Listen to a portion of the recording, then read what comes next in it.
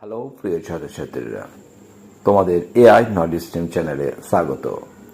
আজকের আলোচনা বিষয় হচ্ছে দশম শ্রেণীর ইতিহাসের অষ্টম অধ্যায়ের একটি গুরুত্বপূর্ণ প্রশ্ন, কাশ্মীর সমস্যা সম্পর্কে আলোচনা করো, অথবা কাশ্মীর কিভাবে ভারতের সঙ্গে যুক্ত হয়। তো উত্তরটি আলোচনা করা যাক। উত্তর: 1947 খ্রিস্টাব্দে ভারত স্বাধীনতা লাভ করলেও ভারত ভূখণ্ডের প্রায় 601টি দেশীয় রাজ্য ছিল। এর মতো অধিকাংশ দেশের রাজ্য কিছুদিনের মধ্যে ভারতে যোগ দিলেও সমস্যা দেখা দেয় জুনাগড়, হায়দ্রাবাদ ও কাশ্মীরকে নিয়ে। শুধু তাই নয়, কাশ্মীরে দীর্ঘস্থায়ী সমস্যা সৃষ্টি করে কাশ্মীর সমস্যা।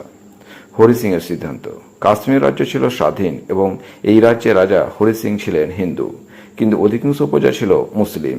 হরি সিং প্রথম দিকে ভারত ও পাকিস্তান কোনো রাষ্ট্রে যোগ না দিয়ে তার স্বাধীন অস্তিত্ব বজায় রাখতে সচেষ্ট হয়।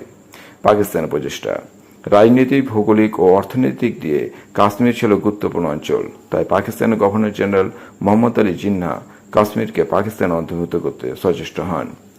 পাকিস্তান আক্রমণ: 1947 খ্রিস্টাব্দে 22 অক্টোবর পাকিস্তানের মদতপুষ্ট হানাদার বাহিনী ও পাকিস্তানের সেনাদল কাশ্মীরে প্রবেশ করে এবং সেখানে ব্যাপক হত্যালীলা, লুণ্ঠন ও নির্যাতন শুরু করে, ফলে মহারাজা হরি সিং ভারত সরকারের কাছে সামরিক সাহায্যের প্রার্থনা করে। ভারত দলীয় স্বাক্ষর: কাশ্মীরের সামরিক সহায়তায় আবেদনের পরিপ্রেক্ষিতে ভারত সরকার জানিয়ে দেয় যে মহারাজা ভারতভুক্তি দলিলে স্বাক্ষর করলেও তবেই তারা কাশ্মীরে সেনা পাঠাবে। এদিকে পাক বাহিনী কাশ্মীরের বিভিন্ন স্থানে দ্রুত দখল করতে থাকলে মহারাজা হরি সিং ভারতভুক্তি দলিলে স্বাক্ষর করেন।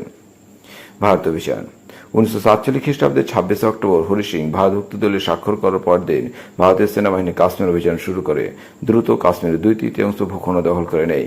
এই বাহিনীর সহায়তায় ন্যাশনাল কনফারেন্স নেতা শেখ আবদুল্লাহ কাশ্মীরের শাসন ক্ষমতা দখল করে।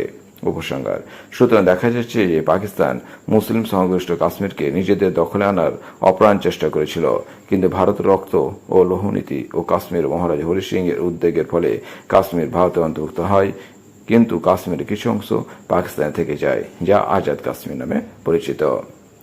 এই ছিল আজকের প্রশ্ন, অর্থাৎ কাশ্মীরের সমস্যা সম্পর্কে আলোচনা। তোমাদের যদি প্রশ্ন উত্তরটি ভালো লেগে থাকে তাহলে অবশ্যই চ্যানেলটি সাবস্ক্রাইব করে দিও। Thank you.